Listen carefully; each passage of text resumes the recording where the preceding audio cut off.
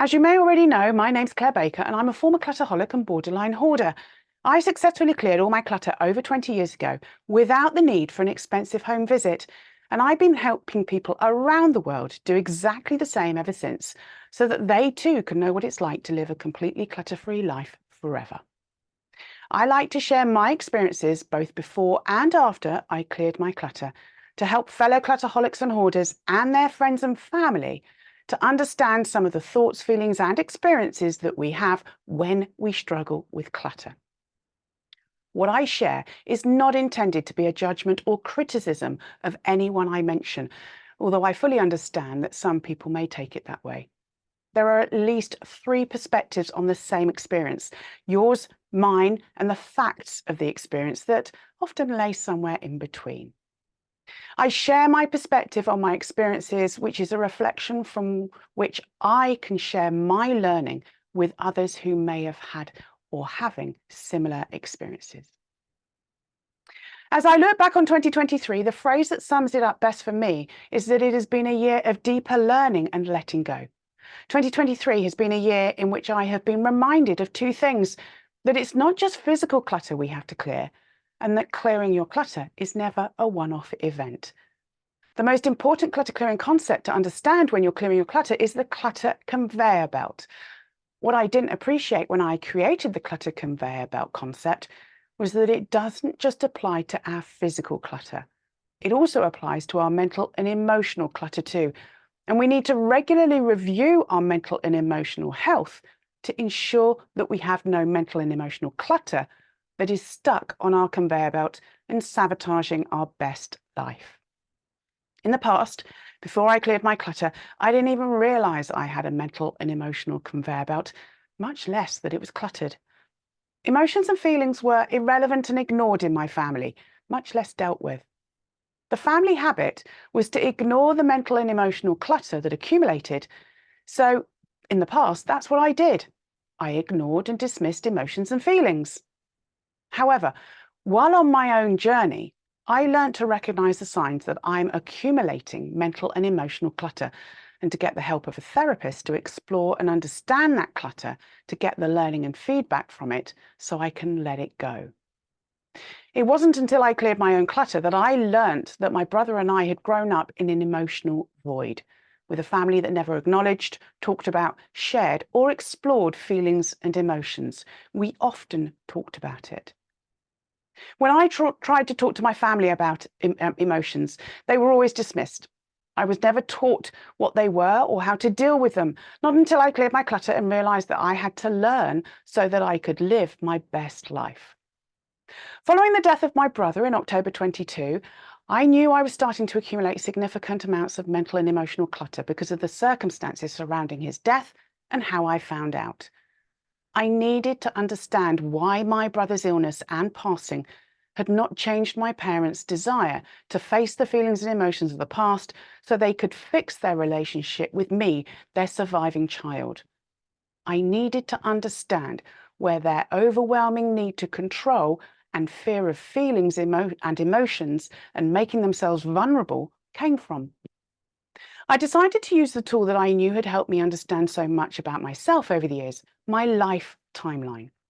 However, instead of focusing on my life, I worked backwards from when I was born to capture what I knew about our family. Some was based on evidence, some on what little I had been told, and some on what family friends had told me. Tracing my life timeline backwards helped me to understand the whys surrounding my family's fear of feelings and emotions, and their fear of facing and dealing with them. It helped me understand and accept that my brother's passing was another grief and trauma in a long history of grief and trauma that had never been processed or dealt with, and his passing was never going to change that habit. By going back in time, I could see all the trauma and unresolved grief that my parents had experienced before I was even born, and that had probably contributed to their fears and their need for absolute control that had dominated my life with them. The miscarriage that my parents went through at 5 or 6 months of pregnancy, 10 months before I was born, and that was never dealt with like it would be today. There would have been no acknowledgement of the sex of the baby, no naming it, no having a funeral. There was no time for them to grieve, even if they'd wanted to, because I was the rainbow baby conceived within weeks of that traumatic loss. I can't even begin to imagine the trauma of that experience. No wonder my mother couldn't cope nearly every Christmas and would take to her bed with depression. No wonder my mother almost certainly had undiagnosed and untreated postnatal depression after having me. I could see, looking further back, that around the time they conceived the baby that they lost, my father's father died of a heart attack. The grief of the miscarriage 7 months later would have come on top of the grief of that loss.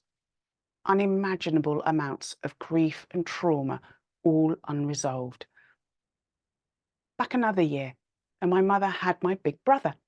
And by all accounts from family friends, she had severe postnatal depression that went undiagnosed and untreated, made worse by my father's frequent absences from home, because he was building his corporate career and working to provide the financial stability that my parents had never had in their childhoods. Perhaps the postnatal depression was why she always said that she wished she'd never had children, and why my brother was sent away to boarding school so young. Back a few more years, before my parents married, and my paternal uncle died in a motorbike accident on his way back home to get married. Back a few more years, and both my parents grew up in the post-war rationing era, and their families struggled financially. Back a few more years, and my mother experienced family estrangement from an early age when her older half-brother left home at 16 because he didn't get on with her mother, his stepmother. Back a few more years, and my mother was conceived less out of choice and more to conform with society's expectations that a marriage should have children. My parents inherited coping mechanisms from their parents that were never and have never been questioned or challenged. Knowing and accepting this simple fact has enabled me to understand why they will never change. I'm grateful for the deeper understanding I now have about why they always avoided talking about or dealing with feelings and emotions. I feel sad for all that they have experienced. I can see the patterns of grief and coping mechanisms that my parents inherited and have continued throughout my own lifetime.